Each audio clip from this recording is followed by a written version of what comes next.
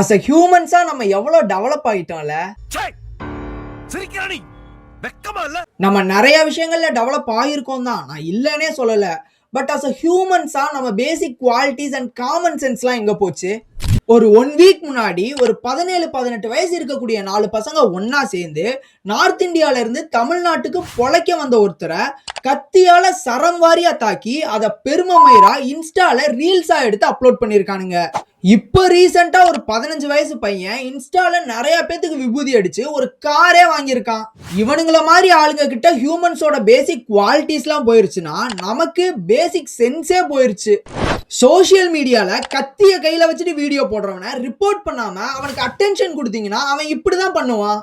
ஒருத்தன் சோசியல் மீடியால லூசுத்தனமா வீடியோஸ் போடுறானா அவனுக்கு ஏன் நீங்க அட்டென்ஷன் கொடுக்குறீங்க? நீங்களே அவனுக்கு அட்டென்ஷன் கொடுத்து வளர்த்து விட்டுட்டு நாளைக்கு அவன் வளர்ந்து வந்து தப்பு பண்ணல நீங்களே அவனை அடிக்கிறது. சரி, இதெல்லாம் கூட விடுங்க.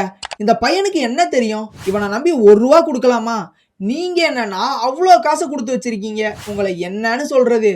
லாஸ்டா ஒன்னு மட்டும் சொல்லிக்கிறேன். சோசியல் மீடியால இருக்க ஒவ்வொருத்தவங்களுக்கும் சோசியல் ரெஸ்பான்சிபிலிட்டிஸ் இருக்கு. அதனால ஜஸ்ட் ஒரு லைக் தானே ஒரு ஷேர் தானேன்னு ஈஸியா யோசிக்காதீங்க. It changes a lot.